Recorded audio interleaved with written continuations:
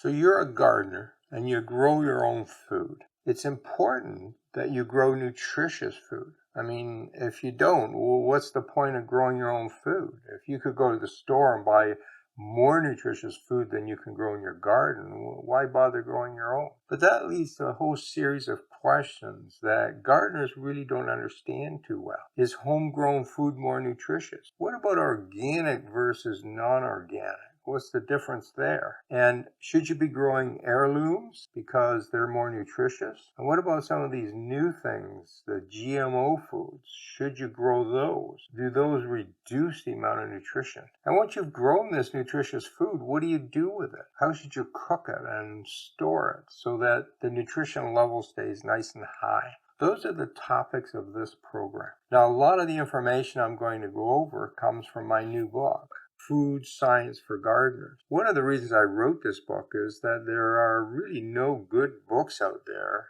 on this subject for gardeners and for homeowners. I mean, you don't have to grow your own food to get a lot of value out of this book, because this isn't really a how to grow book. This is a book about nutrition and food safety. It covers things like plastics and pesticides. And then how do we measure and grow nutritious food? And once we've grown it, how do we preserve it? How do we cook it so that that nutrition level stays nice and high? Now let's have a look at some topics that are important for home gardeners when we're talking about nutrition.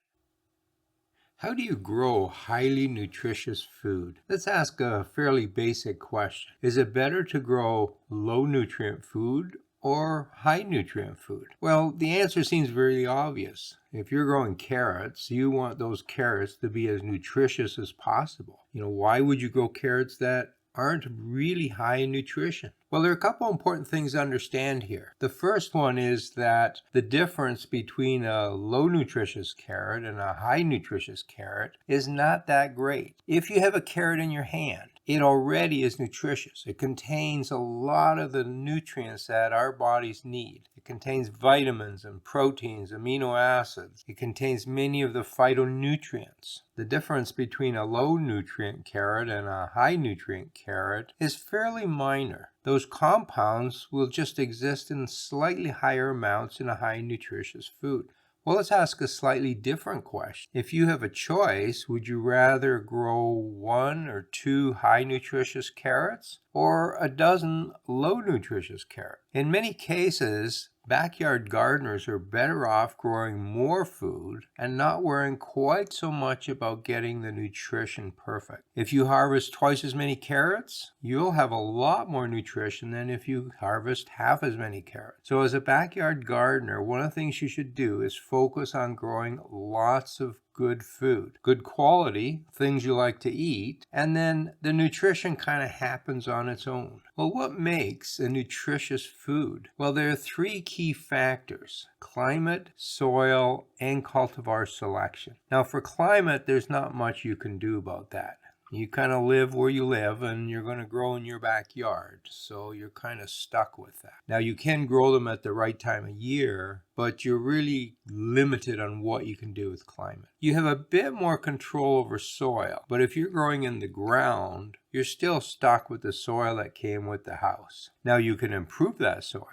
And the best way to do that is add organic matter. Get more organic matter in the soil, you'll have a better quality soil, the plants will grow better, and they will be more nutritious, and you'll grow more of them. You can also make sure that the pH of the soil is in the range that your plants like. So you have some of that control. Now, the third factor is the cultivar selection, the actual genetics of the plant you're growing. So if you're growing carrots, there's a dozen different varieties of carrots you could be growing, and some of those will produce more nutritious carrots than the others. The problem gardeners have is that the information about which one is more nutritious simply doesn't exist, except in some rare cases. There has been some limited research on this with certain types of plants where they have compared cultivars. And so you could go to that research and select a cultivar that is slightly more nutritious. It may have more vitamin C in it. The problem is that cultivar selection is also linked to climate and soil. So what we find is that a cultivar that grows very nutritious nutritious in one part of the country may not do so in another part of the country because either the soil or climate doesn't suit it. So although cultivar selection is really important, most gardeners have very little ability to actually pick the right ones because you don't have the information you need. For a number of years now, people have been saying that the food we grow today is less nutritious than what we used to grow 50 years ago. And there have been a couple studies out in the last 10 years that compared the food we grow today to food that was grown 50 years ago, and it found that, yes, the food today is slightly less nutritious. Now, a lot of people have taken that and have blamed modern agriculture for that drop. Others have claimed that we've just used the soil too much. We don't take care of the soil, and the nutrients in the soil are now so low that is producing less nutritious food. Those two things probably are not true. When we go back and look at those studies, we realize a couple key differences. One is that the tests that were done 50 years ago weren't as good as the ones we're doing today. So you can't really compare the numbers very well. The second problem is that the cultivars that were grown 50 years ago are different than the cultivars we grow today. And so you're not comparing apples to apples. You have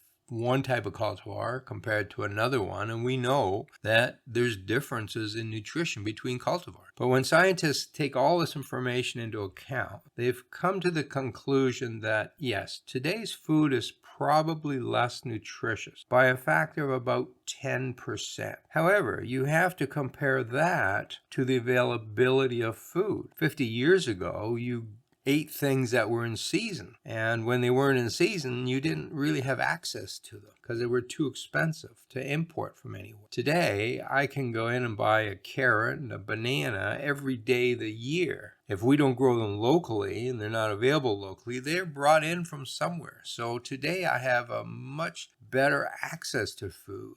And so that 10% drop in nutrition may not be that important. What does science know about growing nutritious food? Well, the one thing that's pretty clear now is that organic is not more nutritious. I know a lot of people believe this, and it's one of the main reasons people buy organic food, but there is very little difference in nutrition when we compare organic to non-organic food. The technique used to grow it doesn't affect nutrition. Are heirlooms more nutritious? Heirlooms are cultivars that have been around for many years, and some people say it has to be around for 50 years. So these are older cultivars.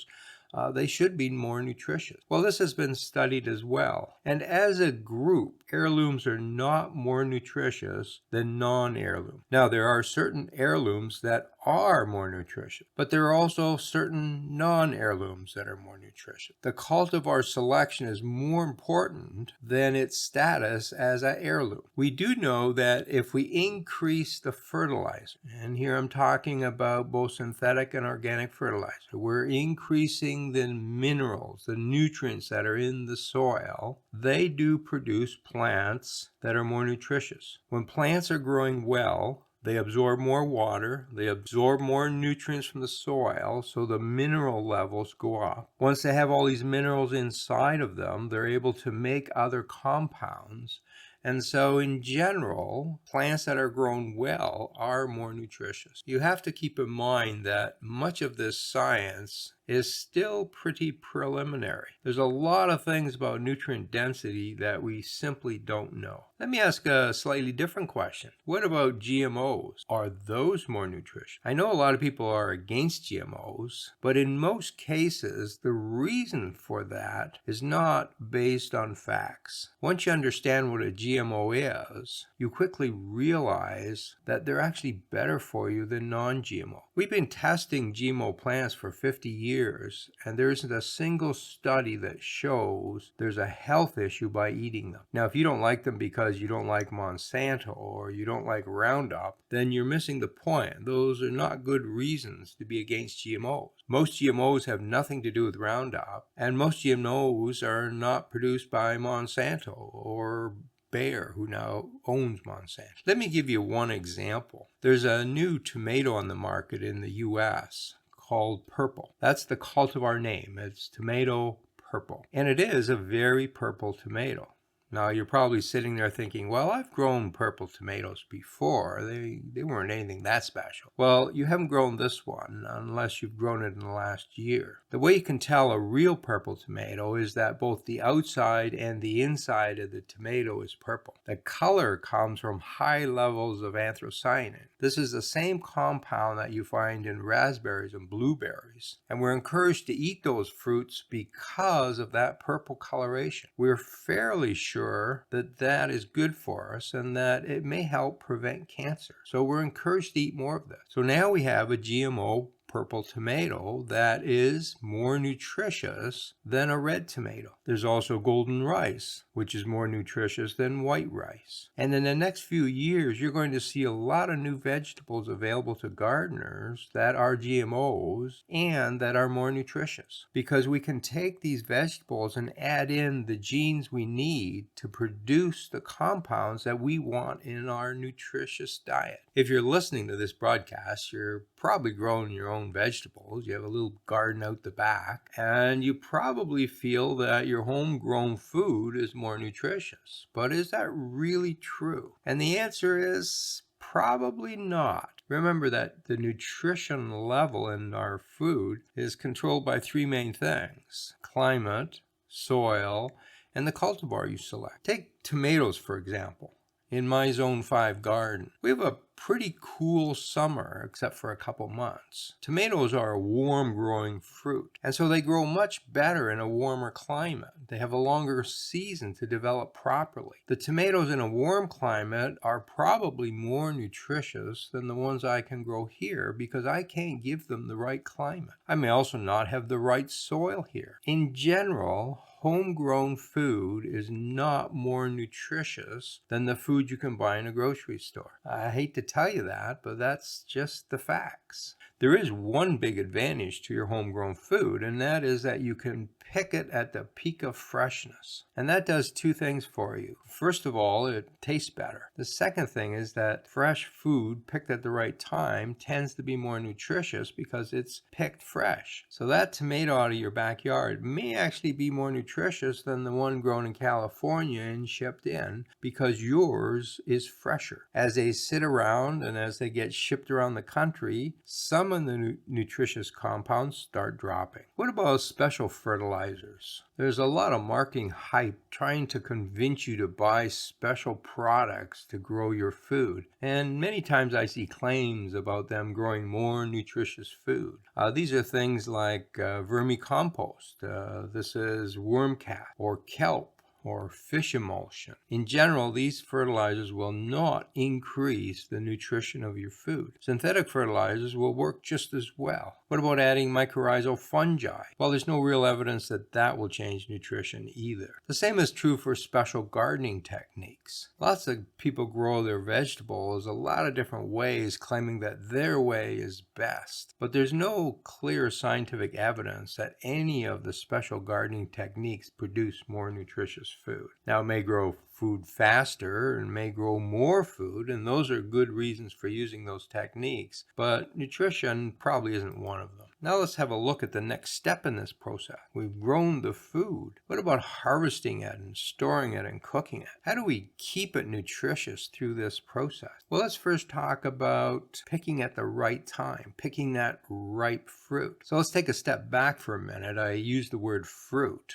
and a lot of the things in your garden you may not consider as fruit. For instance, tomato. Well, tomatoes are fruits. So are bananas. They're fruits as well. Anything that's grown on a plant that is grown for the purpose of producing seeds is a fruit, at least botanically speaking. Now, governments and tax people may call it a vegetable or they may call it a fruit, but botanically speaking, those are all fruit. So things like lettuce leaves are not a fruit. That would be a vegetable. So if we're talking about fruits, when is the right time to pick a fruit? Well, there are two terms that we tend to interchange, and we really should understand the differences. One term is ripeness, or when is the food ripe, and the second one is mature. When is it mature? So let's look at that first. When we're looking at a fruit, maturity depends on the plant itself. We're looking at the fruit from the plant's perspective. When does the plant think the fruit is finished? That's a mature fruit. Now, the goal of all plants is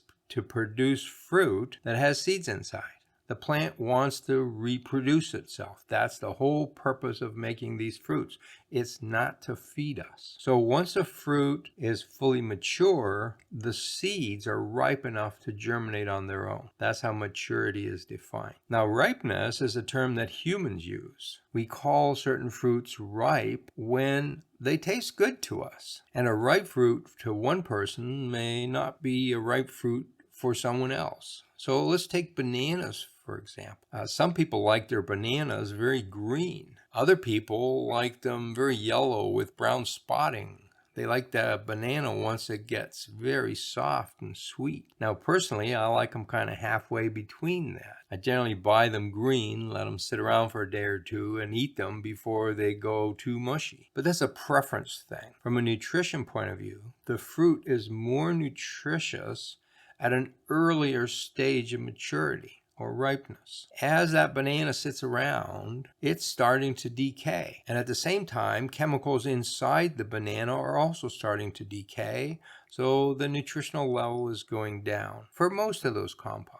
Not all of them. Some actually increase as the fruit ripens. Let's look at another example, the tomato. We like to eat our tomatoes when they're nice and red. That's when we consider them to be ripe. But what is a mature tomato? Well, it turns out that when the green tomato starts having a little bit of a blush on there, a little bit of pinkness, that's called the breaker stage. That fruit is mature. At that point, the plant stops sending a lot of food into the fruit. It stops developing that fruit. And if you harvest it at the breaker stage and try to grow the seeds, they germinate just fine. Now, when I first heard that a couple years ago, I didn't believe it. So I had to test it. And sure enough, I picked a tomato that was just slightly pink, extracted the seeds, planted them, and they germinated right away. The fruit at that stage is mature. But us humans, we're fickle. We don't like the taste at that stage. So what we do is we leave it on the vine, and it slowly starts degrading. It starts becoming rotten. And when it reaches that nice plump red stage, which is actually too ripe, we like it. And so that's what we consider a ripe tomato. Now, as it turns out, birds and animals, things like chipmunks and squirrels, they like them red too because they taste a little better and they're softer. And so what I suggest you do is actually harvest your tomatoes at the breaker stage. If you pick them at that stage, bring them in and put them on your kitchen counter,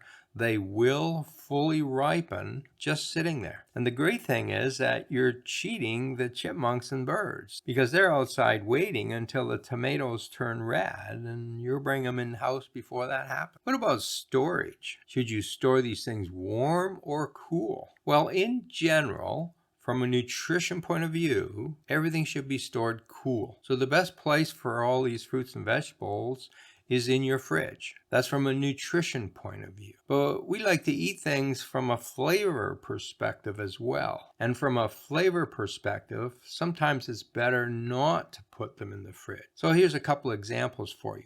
Tomatoes should be kept on the counter. They should be kept warm. They should never be put in the fridge. If you put them in the fridge, the flavor quality starts dropping. They don't taste as good. Now, that cold fridge does keep the nutritional level high, but the flavor drops, and we don't like to eat them as much. So they're better on your counter. Another example is lemons. Now, once lemons are picked, and this is true of all the citrus fruits, they stop ripening. They're not going to change once they've been picked. So don't buy lemons and oranges in the store and bring them home expecting them to ripen further. They're stop ripening as soon as you pull them off the tree. They will keep better in the fridge as well, but they give off all kinds of chemicals that affect the taste of other food. So the broccoli and the lettuce that's sitting around the lemons start tasting weird. And so Lemons and other citrus should be kept on your counter, not in the fridge. Now, frozen foods have become very popular, and there's a number of myths floating around about them. So I'd like to go through a couple of those. The first one is that freezing food kills the bacteria and viruses that are in the food. That's simply not true. In fact, scientists will take bacteria and viruses and freeze them to preserve them. And then when they want some, they take them out of the freezer, thaw them out, and they start growing again. So freezing slows down the metabolism of microbes to the point where they're really not growing. They're not eating your food, they're not increasing population, but they're still alive. Another myth is that frozen food is not as healthy as fresh. And that's not really true either. Now, really fresh food is probably more nutritious, but most of our freezing processes these days happen very quickly. So they go from field to the factory to the freezer in a matter of hours or days. And so our frozen food is almost fresh, except it's been frozen. And the freezing process preserves nutrition. So it's actually a very good way to get nutritious food that's not available all the time. Now, some people think that frozen food doesn't have an expiration date, and that's not entirely true either. Now, you can probably leave it in the freezer for a couple years, and it's safe to eat because the microbes aren't growing in it, but it's going to lose a lot on texture and flavor. In general, most frozen things should be eaten within a couple months of being frozen. When it comes to meat and poultry, they're good up to 4 or 5 months. When you thaw frozen food, you shouldn't do it on the counter. Think about the food that's in your freezer. The microbes are all dormant. They're not doing anything. As soon as we bring that food out and put it on the counter, they start warming up. And as soon as they get warm, they start to grow. They start to eat the food. They start to produce toxic chemicals. By defrosting them slowly on the counter, you're actually increasing the chance of getting sick from microbes. The best way to thaw frozen food is either in the fridge or put it in cold water. It's amazing how fast these things thaw in cold water. And one last myth about frozen food, and that is that refreezing is unsafe. For some reason, people think that you should never refreeze food, and that's not really true. Now, every time you freeze and thaw, you do affect the texture a little bit. When you freeze and thaw, you also take a chance that the microbes start growing, but there's really nothing wrong with refreezing food. Let's talk about a toxic chemical that we seem to eat a lot of. This is a chemical called Solonine, and it's found in potatoes, eggplants, tomatoes, ground cherries, peppers. Anything from the nightshade family has a fair amount of Solonine, and this is actually quite toxic to us. That's one of the reasons why you should not eat potatoes where the skin has gone green. As it turns green, it builds up the amount of Solonine in it, and those green potato peels become toxic. Our bodies are able to handle some of this, but we don't want to eat too much of it. So what happens to it as we cook it and process it? Well, some people think that, well, if you take these foods and cook them, that you'll get rid of the Solonine because the heat destroys the compound. But that turns out not to be true in most cases. You can boil food and it really doesn't change the level. Now, if you deep fry it, it will reduce the amount by about 40%. Deep frying these kinds of foods is not a bad idea. Most of the Solonine is found in the skin, particularly of potatoes. Fried potato skins have about 1.5 milligrams per gram. The safe level is about 0.2 milligrams per gram. So you can see that potato skins aren't really that good for you. So should you be eating potato skins? Well, it comes down to quantity. Our bodies are able to handle a certain amount. So if you have potato skins once a week, twice a week, that's no big deal. If you sit down and have potato skins every night of the week, that's probably not a good idea. What about boiling? How does that affect the nutrition in our food? Heating generally reduces the amount of nutritious compounds. They just start breaking up into other compounds. That's why keeping your food cold keeps it more nutritious. But when we boil things, there's a couple different things that take place here. So for instance, if we're looking at the vitamins, some of those vitamins are water soluble. which means they dissolve easily in water. And when we boil our food, they come out of the food and into the water. So we lose those out of the food. On the other hand, some of the other vitamins are fat-soluble vitamins. They're found in the fat component. Boiling them does not bring them out into the water. They stay in the food. And then there's other things you have to think about. So, for instance, all rice has a certain level of arsenic in it. In fact, everything you eat has arsenic in it, and so does all the soil. There's a certain background level of arsenic, and we want to ingest as little arsenic as we can because it builds up in our body. So when we boil rice, the arsenic travels from the rice into the water, and so it's actually a good idea to boil rice in excess water and discard that water.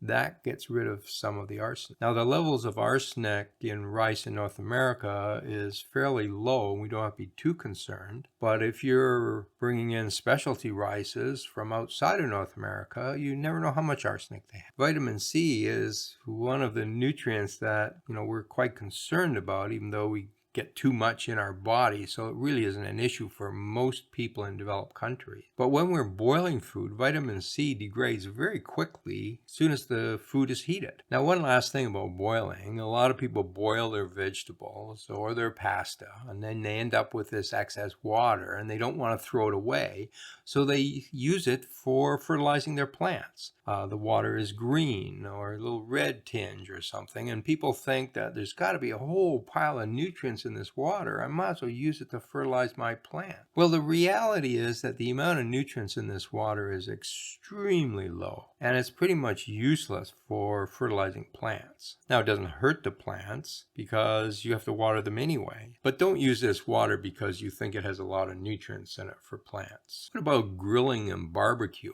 Well, anytime we're cooking things at high heat, and that's what both grilling and barbecuing does, we produce carcinogen. The black grill marks on steak, it looks great and it tastes great, but those are full of carcinogen. Grilling and barbecuing is really not a healthy way to make food. Now, again, a little bit won't harm you. Barbecue at a lower temperature. Don't try to get really dark grill marks, and you'll be just fine. But understand that high temperatures generally reduces the nutrition of our food and increases toxic levels of other compounds. So I hope you understand nutrition and nutrient density better, and that will help you become a better consumer of good food. Now, if you'd like to learn more about this topic, have a look at these videos right here. Happy gardening.